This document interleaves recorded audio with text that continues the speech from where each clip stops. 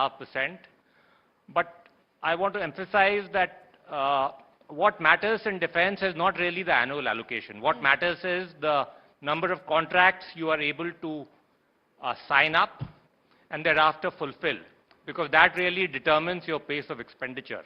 And in that, let me assure you that we are on pace right now to sign the largest number of contracts ever in our history. Okay. The largest last year was another high of 1,08,000 crores. This year we've already hit 1,15,000, and my intent is to double last year's number before the end of this financial year, and the result in terms of expenditure will follow thereafter.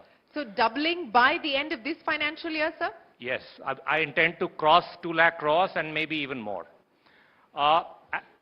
Coming back to the other issue of reforms, from day one, after I've joined this ministry, my focus has been on procurements.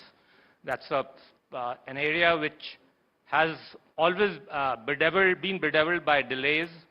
We've identified where the delays are. The delays are in a lot of, in 3 specific areas essentially. In terms of the delays in finalizing the documents, the RFPs, delays in the field, what they call the field evaluation trials, and thereafter the delays in what they call the cost negotiations. All of them take years at a time.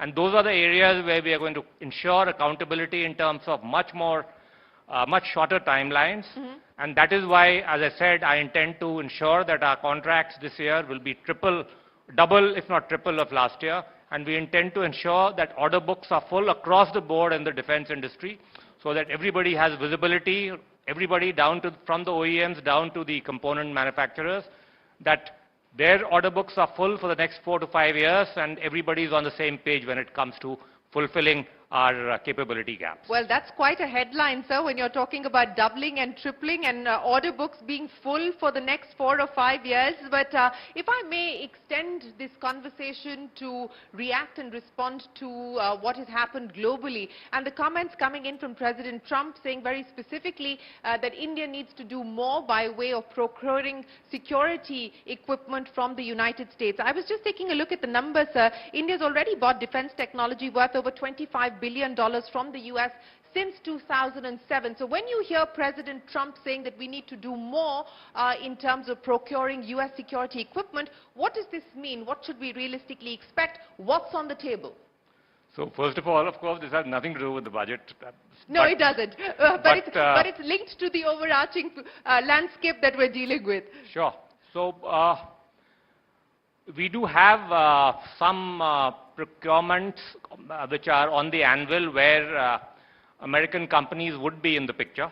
And as long as they are able to meet our requirements in terms of quality and in terms of certain levels of indigenization, of course we'll be, those are carrots that we will be able to dangle before the Americans, and hopefully we'll be able to give some of those contracts.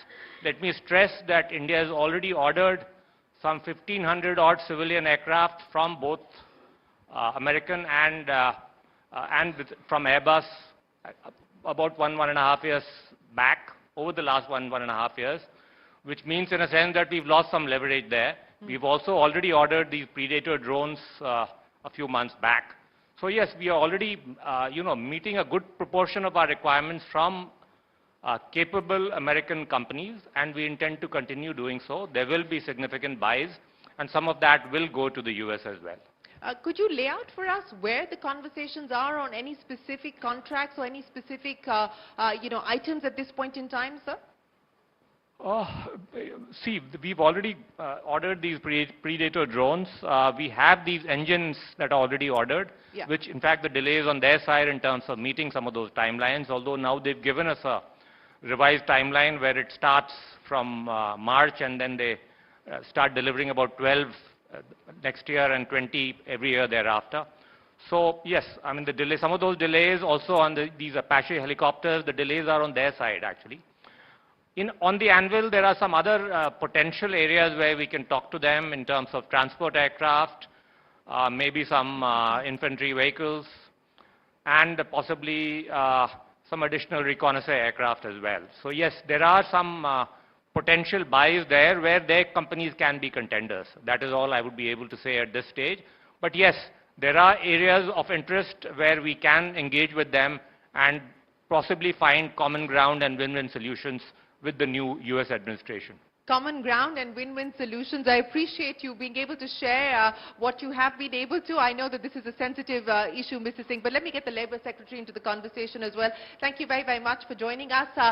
You know, the last budget had put together a scheme as far as internships and so on and so forth was concerned, and this budget is ostensibly taking that forward through the National Manufacturing Mission, through what they're attempting to do as far as MSMEs are concerned and so on and so forth. How does this open up the employment and the labour market, and what do you foresee is the impact and the implications of the budgetary announcements? You see, the employment-led development theme of the budget shows how it prioritizes employment and job creation. And in fact, if you search for the word employment across the speech of the Honorable Finance Minister, you'll find it appeared multiple times, 17 when I counted it. So when we look at this closely, this builds on what was announced in July last year, the employment-linked incentive, which was one of the schemes under the Prime Minister's 5 package, creating opportunities for skilling, internship and employment for the youth. It's very interesting when we look at the budget document, how in various sectors, in multiple initiatives, job creation has been prioritized and intertwined with growth and investments and with the institutional mechanisms. So when we look at the focus on MSME, the limits which have been increased, the investment and turnover to enable them to grow faster, and also the credit availability for the MSME. Yeah. And MSME, we know, is a major growth driver of jobs in the country. So that's a very major initiative.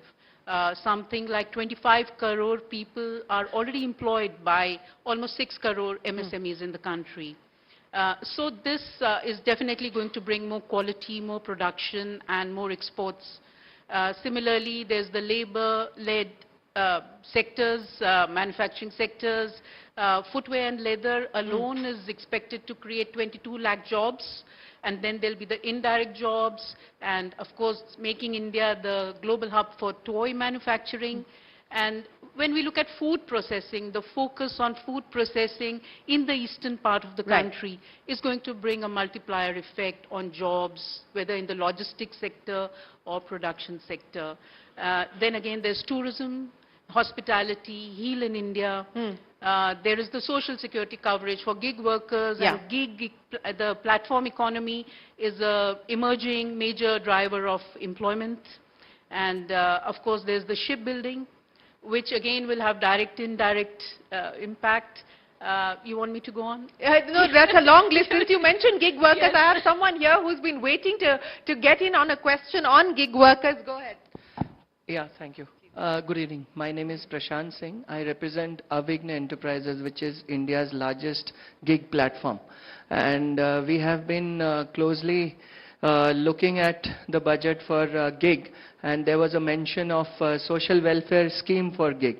But the definition of gig, ma'am, is not very clear in terms of who should be registered on eShram, and then how the insurance will be taken care in terms of multiple employment for the gig. So we would like to know more, if you could please throw some more light on this, that how it would be taken care for the gig workforce. Okay. And last but not the least, also how, being an MSME and a fastest growing startup in this domain, what benefits the companies can get from this. Thank you. Thank you so much. Go ahead. Yeah. See, there is a difference between gig work and platform work, and the platform worker is also a gig worker, but on a digital platform. And the scheme which has been announced is for the platform workers on the digital, work space. And As we know, the digital workspace has created a plethora of employment opportunities for the people, for the young people, and this is a very flexible work area, very flexible workspace. Also very distinct from traditional employment where there are work contracts and there's social security and so on and so forth. At the same time, the platform workers face a lot of challenges in terms of their work schedules, the flexibility, the algorithms, and so on and so forth. Giving them social security coverage has been a priority of the government. If you recall the Social Security Code, which was passed by Parliament in 2020, that defines a gig and platform worker for the first time. And I would say that this is one clear definition that India has actually given in the world.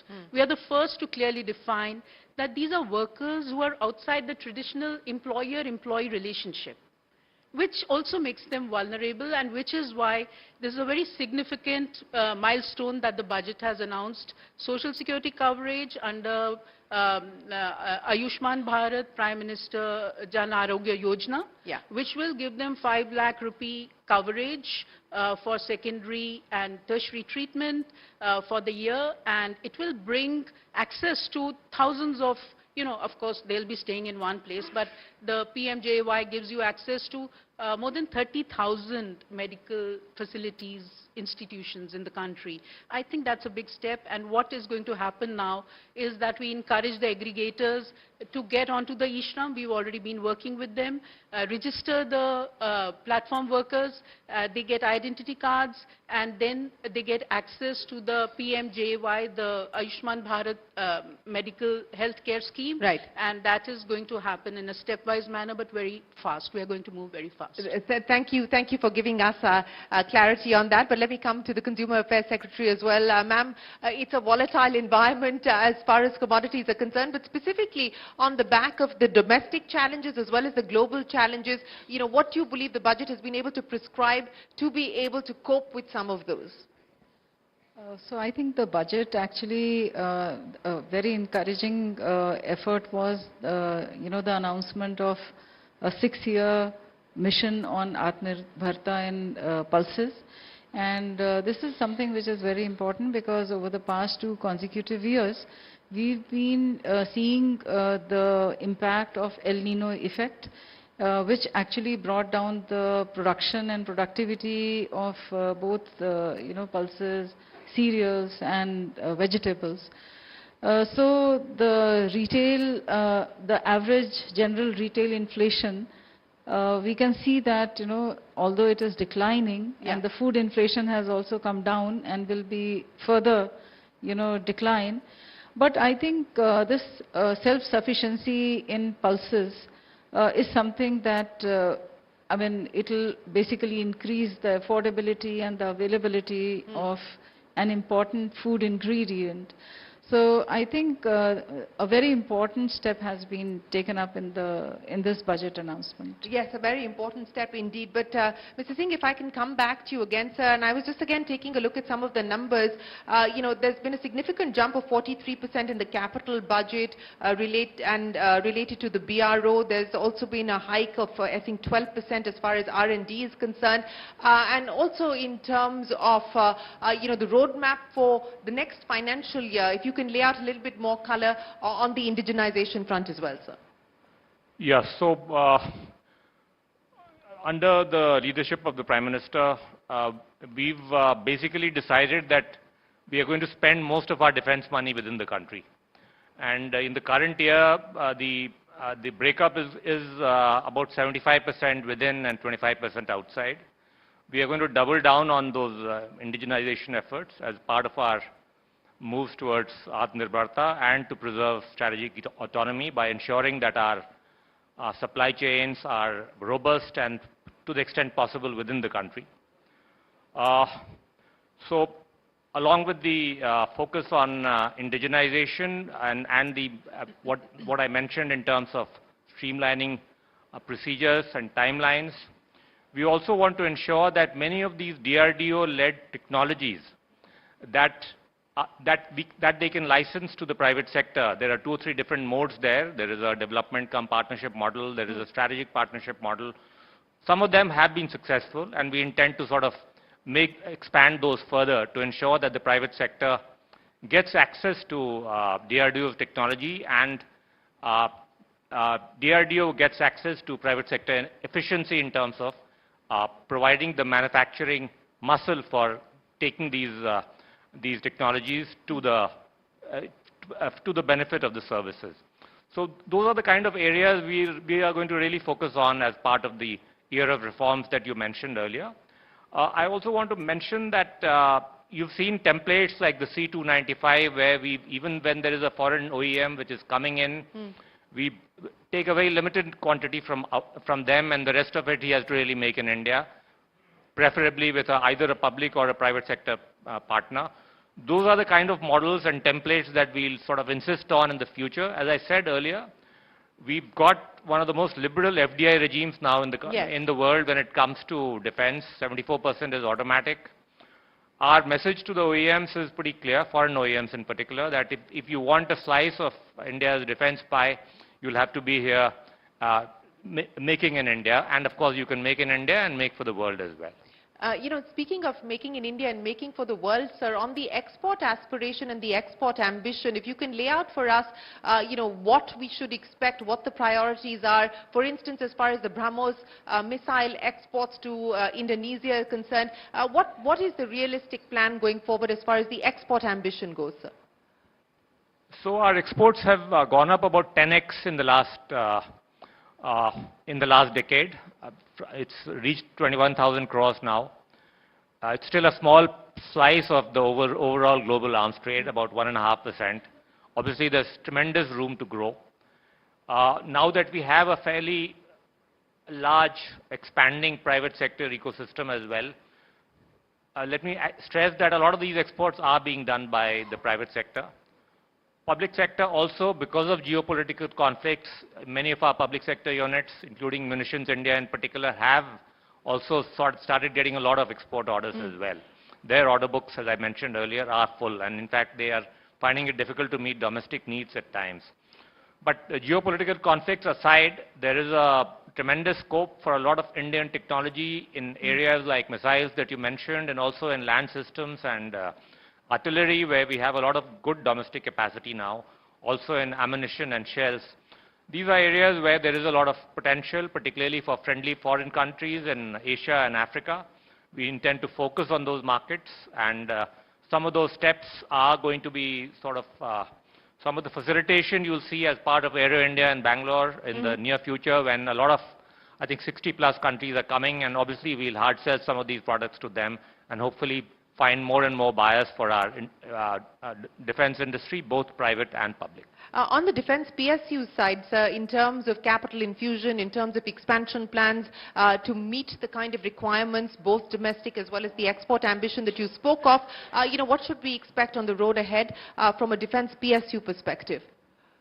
Yeah, so defense PSUs are, as you are aware, in 2 categories. There are these newly created defense PSUs from the old ordnance factories. They still need some capital support to expand, even to meet their new export obligations.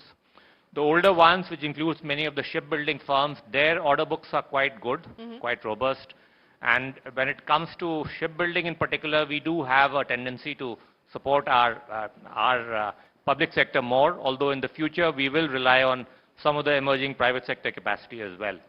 So for them, for the old PSUs, the focus is on giving them enough orders so that they have a good visibility in terms of the next 4 to 5 years. For the new PSUs, there would continue to be some level of budgetary support. Some of that was announced in the budget as well. Labour Secretary, if I could get an update from you. It's been a couple of months now since the budgetary announcements of the last budget were operationalized. On the internship scheme, for instance, where do things stand? I know we've already expanded the universe of companies that are now eligible to partake in the scheme. Give us a rundown, a status check of how this has panned out so far. I can give you a status update on the employment-linked incentive. That's what our ministry is dealing with. But the internship scheme is with the Ministry of Corporate Affairs, yes. So I'm as good as what comes in the papers. Okay, so give us an update on the employment-linked scheme, ma'am. Right. So the employment-linked incentive, we've had a huge number of consultations with the industry with the idea of making it a scheme which rolls out in a simple and effective manner and leads to more job creation and actually incentivizes employment where it is created. And we've had a lot of consultations with the trade unions as well and with the ministries. And we've been able to put together a blueprint for the employment-linked incentive scheme in a manner that it is effectively used and with a lot of learnings from the Atmanirbhar Bharat Rozgar Yojana. And I would say that now we've also consulted the states. We've had regional interaction with industry across the country.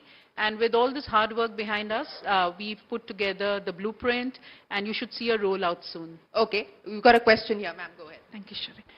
My question is for Sumita, ma'am. Actually, I was waiting to meet the Labour Secretary because this moment you are the most important secretary for India.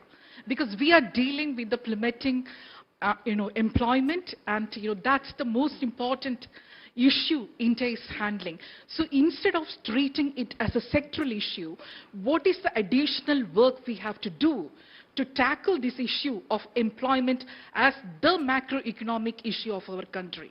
Because recently, International Labour Organization, there are discussions that we cannot treat labor as a highly fragmented issue. This has to be the macroeconomic issue of the country. Because unlike, the Western world, employment is not the mandate of the the central bank. For them, in the inflation targeting employment, that variable is there. But for us, it's not there. So how can we do that macroeconomic framework? Because we have done that for the gender. Because gender is not considered as sectoral or as soft issue. That is the commanding heights.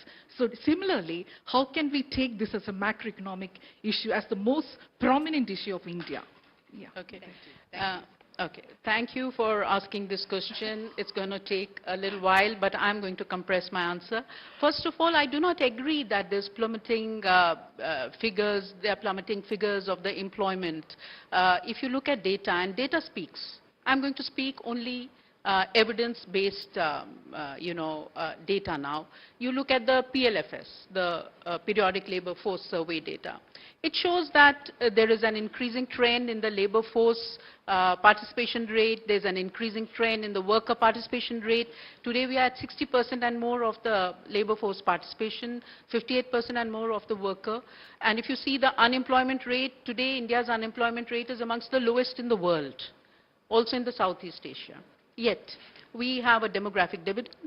And when you look at the young people between the age of 15 to 29, you will see the unemployment rate, and you quoted ILO, I'm going to quote ILO.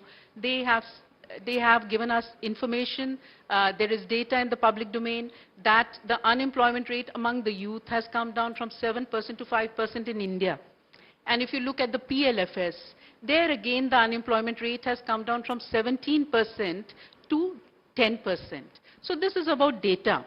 And if you look at the CLEMS data analysis of RBI, which is again riding on the PLFS data basically, you will see how India has added millions of people to the workforce in the last couple of years. The CLEMS data has shown about 643 million, about 64 crore people in the workforce today, which is up by 473 million, a couple of years back.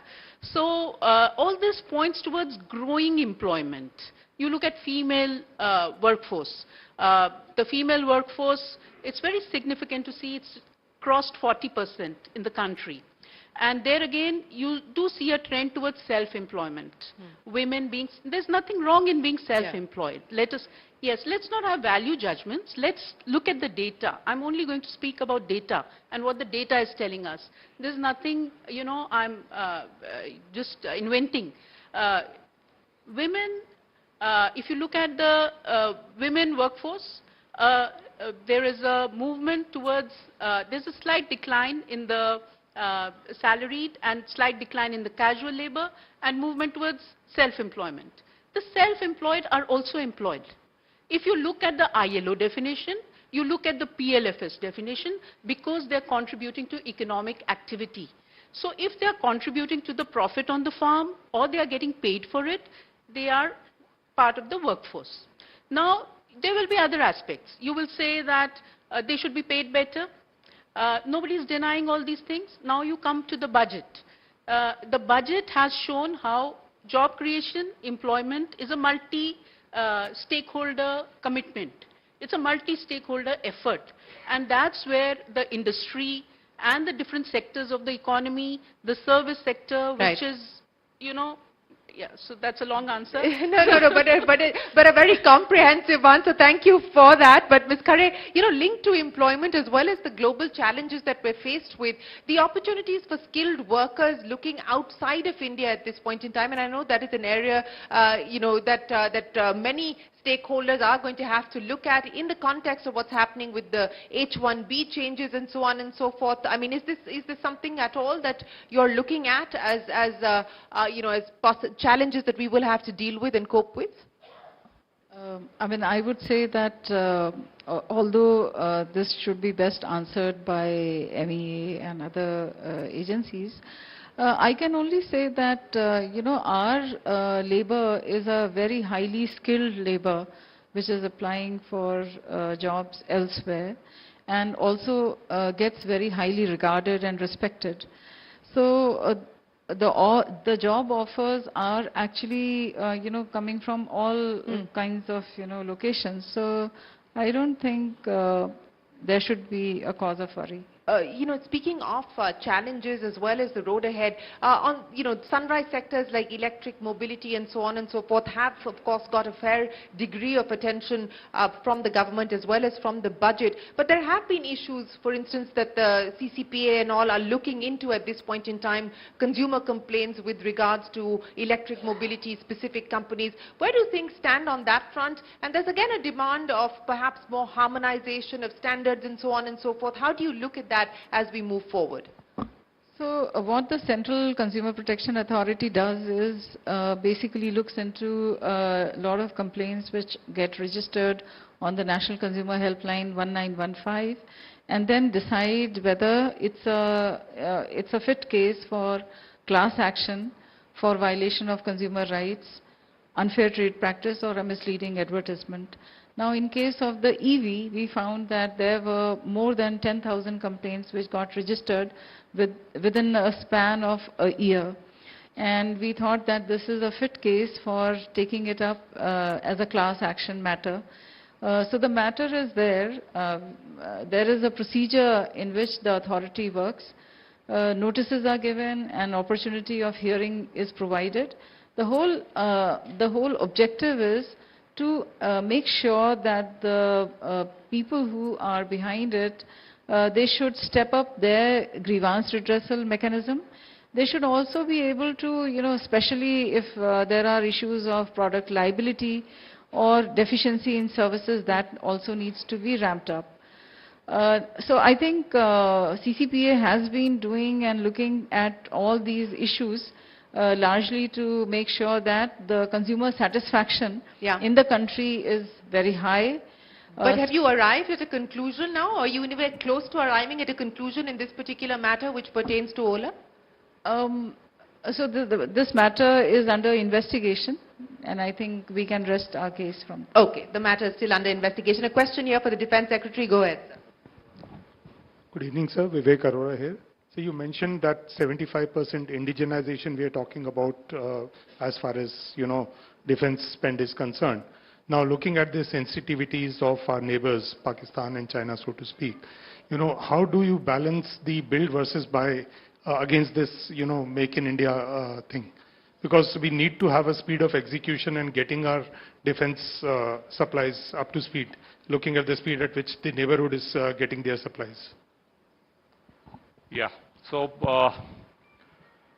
it's an important point, and there is obviously always going to be a trade-off. Although, to be very frank, even global buys now have been very badly affected by geopolitical conflicts, as a result of which you would have known that two of our biggest suppliers, Russia and Israel, both have conflicts, and they've had to delay some of their contractual commitments to us as well. So there's no guarantee that, in fact, there is less guarantee in some ways at times. So yes, from time to time, where we have technologies that are promising enough to put our bet on, we will be going the indigenous route.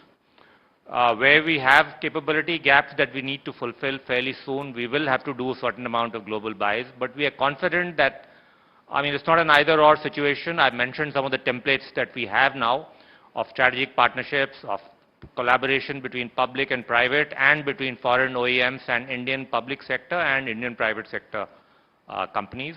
So we intend to follow all those routes, basically take a pragmatic view of those trade-offs and ensure that our services requirements are met. But in the long haul, we intend to double down on indigenization, as I mentioned. Doubling down on indigenization. Labour Secretary, let me come to you. More questions coming in.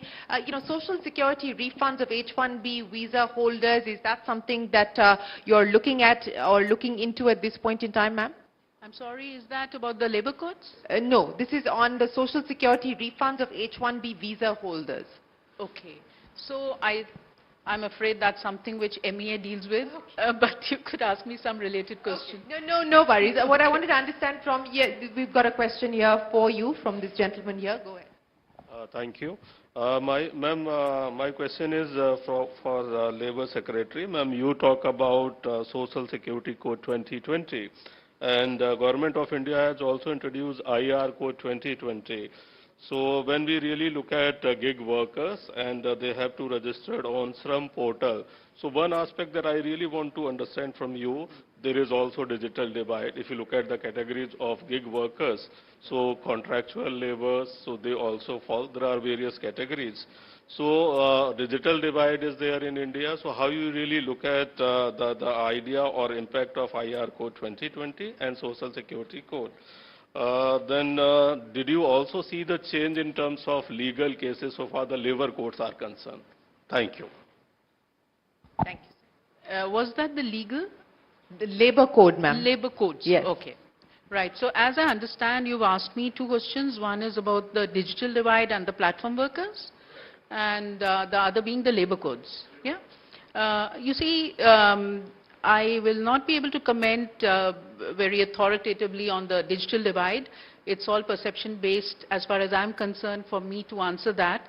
But we do see a growing trend in the platform economy. And the platform workers today are numbering around 1 crore.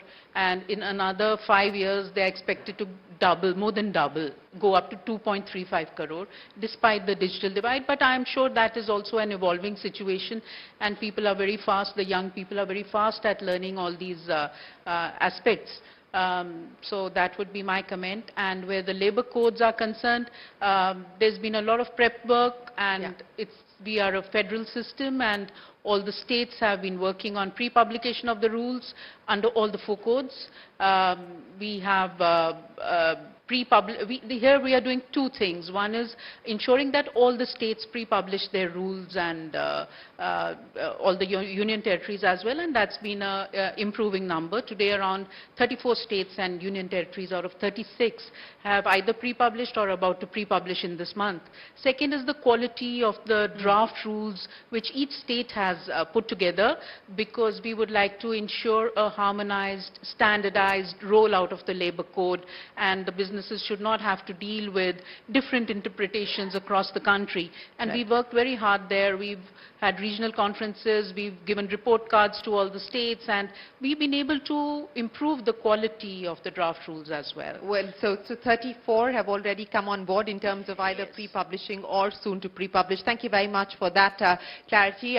Ms. Khare, let me come to you now. In terms of the key priorities, the top 3 things that you will be focusing on in the new financial year, and what we should now expect on that front.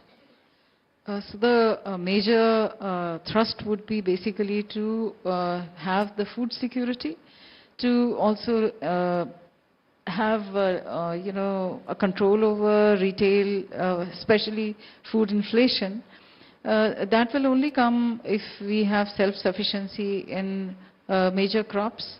And I think with the help of the central nodal agencies like NAFED and NCCF, we can also assure the farmers that whatever they produce, and if they pre-register themselves with these agencies will procure as much as is offered, and that will also not only support the farmer but also make sure that there is enough for the consumers. There is also a thrust on, how we strengthen the supply chain. Right. Because, from different, say, estimates, the production is good, but because of poor storage, because of also, lack of quick supply chains, quick turnaround to the major centers of consumption, there is a very high chance of spoilage of food. So these are some of the concerns, and these are the priorities as well. Absolutely. Defense Secretary, I'll give you the final say, sir.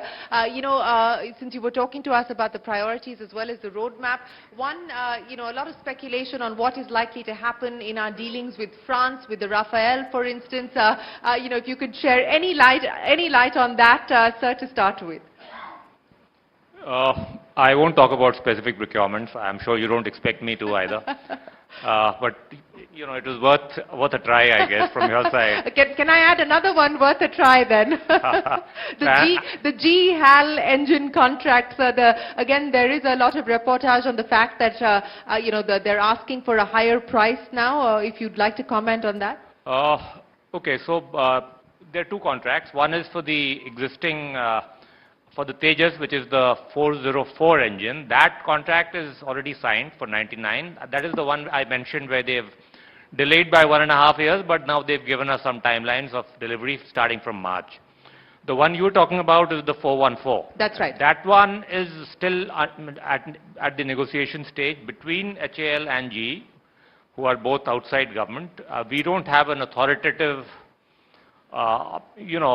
feedback as yet as to where, HAL cannot give you an authoritative feedback until they complete the negotiations. So, I've been hearing in the press that there is some increase in costs and all that. I'll wait for HAL to come back to us on this. I really wouldn't be able to say.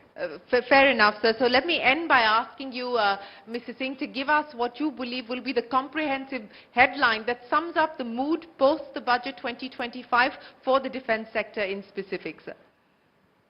As I mentioned, 3 main priority areas are there for us. One is that we cut down the procurement timelines. 2, we sign more contracts so that you start fulfilling them and start utilizing the money.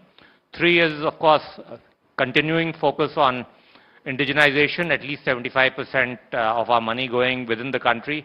And finally, from the tag of being the world's largest or one of the largest importers, increasingly become an exporter.